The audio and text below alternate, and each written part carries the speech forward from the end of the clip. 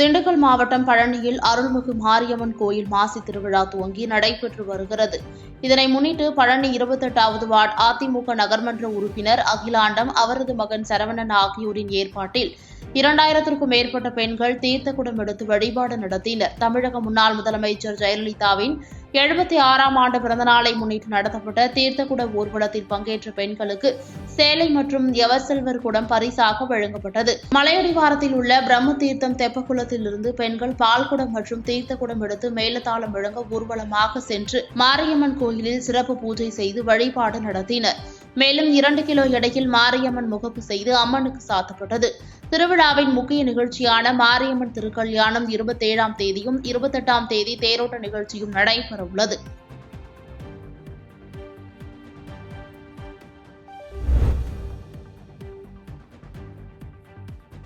மயிலாடுதுறையில் ஹெல்மெட் விழிப்புணர்வு இருசக்கர வாகன பேரணி நடைபெற்றது.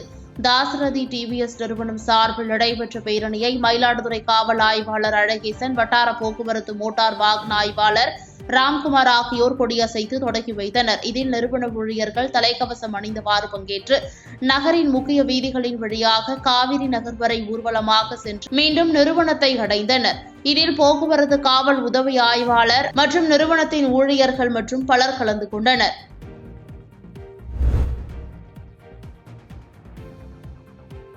மயிலாடுதுறை மாவட்டம் செம்பனார் கோயில் மற்றும் சுற்றுவட்டார பகுதிகளில் இறுதிக்கட்ட சம்பா அறுவடை பணிகள் நடைபெற்று வருகிறது. இவ்வாறு விவசாயிகள் அறுவடை செய்யும் நெல்லினை கடந்த 1 மாத காலமாக விவசாயிகளின் நலன் கருதி செம்பனார் கோயில் ஒழுங்குமுறை விற்பனை கூடத்தின் சார்பில் விவசாயிகளின் இருப்பிடத்திற்கே சென்று மின்னணு தேசிய வேளாண் சந்தை திட்டத்தின் மூலம் கொள்முதல் பரிவர்த்தனை செய்து வருகின்றனர். அப்போது ஒரே நாளில் 630 குவிண்டால் நெல் சுமார் 15 லட்சத்திற்கு கொள்முதல் பரிவர்த்தனை செய்யப்பட்டது. மேலும் போக்குவரத்து செலவு, ஏற்று இறக்கு கூலி, கால விரயம் போன்ற செலவினங்கள் தவிர்க்கப்படுவதாலும் தேசிய வேளாண் திட்டத்தில் விற்பனை செய்யப்படுவதால் நல்ல விலையும் உடனடி பணமும் கிடைப்பதாலும் விவசாயிகள் மத்தியில் வரவேற்பு தெரிவித்துள்ளனர்.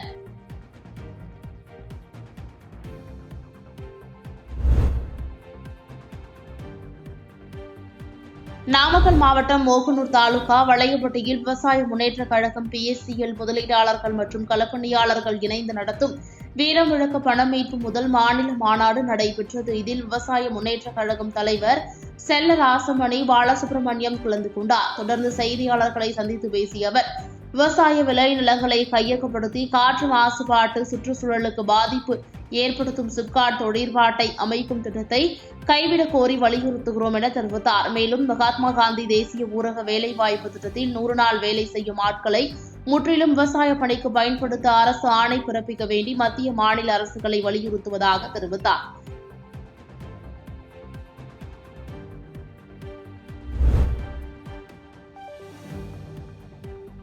தேனி மாவட்டம் பெரியகுளம் நகராட்சிக்குட்பட்ட பகுதிகளில் கூட்டமாக சுற்றித் திரியும் திருநாய்களால் பொதுமக்கள் அச்சம் அடைந்துள்ளனர். இதனால் அடிக்கடி வாகன ஓட்டிகள் விபத்தில் சிக்கும் அவல நிலையும் ஏற்படுகிறது.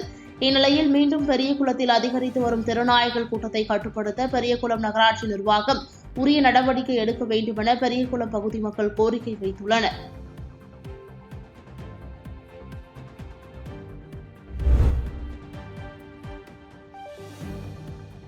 காஞ்சிபுரம் மாவட்டத்தில் 108 திவ்ய தேசங்களில் ஒன்றான தாயார் சமேத அஷ்டபுஜ பெருமாள் திருக்கோயிலில் ராஜகோபுரம், மூலவர் விமானம், ஆஞ்சநேயர் சன்னதி உள்ளிட்ட பல்வேறு சன்னதிகளுக்கு மகா கும்பாபிஷேக விழா கடந்த ஞாயிற்றுக்கிழமை யாகசாலை பூஜையுடன் தொடங்கியது. தொடர்ந்து யாகசாலை பூஜைகள் நடந்த பின் இன்று அதிகாலை 6ஆம் கால பூஜைகள் நிறைவு பெற்று பூர்ணாகுதி நடைபெற்றது. இதனைத் தொடர்ந்து ஸ்ரீதேவி பூதேவியுடன் ஆதிகேசவ பெருமாள் மற்றும் புஷ்பவள்ளி தாயார் கொடிமரம் அருகே எழுந்தருள திருக்குடம் யாகசாலையிலிருந்து புறப்பட்டு கோயில் வளாகத்தில் வலம் வந்து ராஜகோபுரம், மூலவர், விமானம் உள்ளிட்டவைகளுக்கு புனித நீர் ஊற்ற கும்பாபிஷேகம் நடைபெற்றது. இதில் திரளான பக்தர்கள் கலந்து கொண்டு சாமி தரிசனம் செய்தனர்.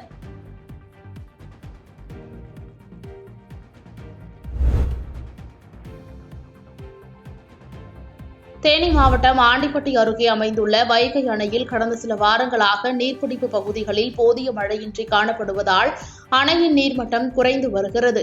70 அடியாக இருந்த அணையின் நீர்மட்டமும் வேகமாக குறைந்து தற்போது 67.65 அடியாக உள்ளது. இதன் காரணமாக வைகை அணையிலிருந்து பாசனத்திற்காக திறக்கப்பட்ட தண்ணீர் இன்று நிறுத்தப்பட்டுள்ளது. இதனால் விவசாயிகள் பாசனத்திற்கு தண்ணீர் இல்லாததால் கவலை அடைந்துள்ளனர்.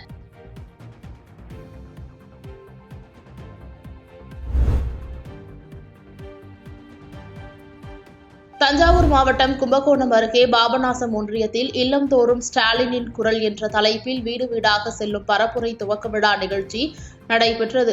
இந்நிகழ்ச்சியில் முன்னாள் அமைச்சரும் தாட்கோ தலைவருமான மதிவாணன், மாநிலங்களவை உறுப்பினர் கல்யாண சுந்தரம் ஆகியோர் கலந்து கொண்டு பரப்புரை நிகழ்ச்சியை துவக்கி வைத்தனர். இதில் ஒன்றிய கழக செயலாளர் நாசர், ஒன்றிய பெருந்தலைவர் சுமதி கண்ணதாசன், பாபநாசம் பேரூர் கழக செயலாளர் கபிலன் என ஏராளமானோர் கலந்து கொண்டனர்.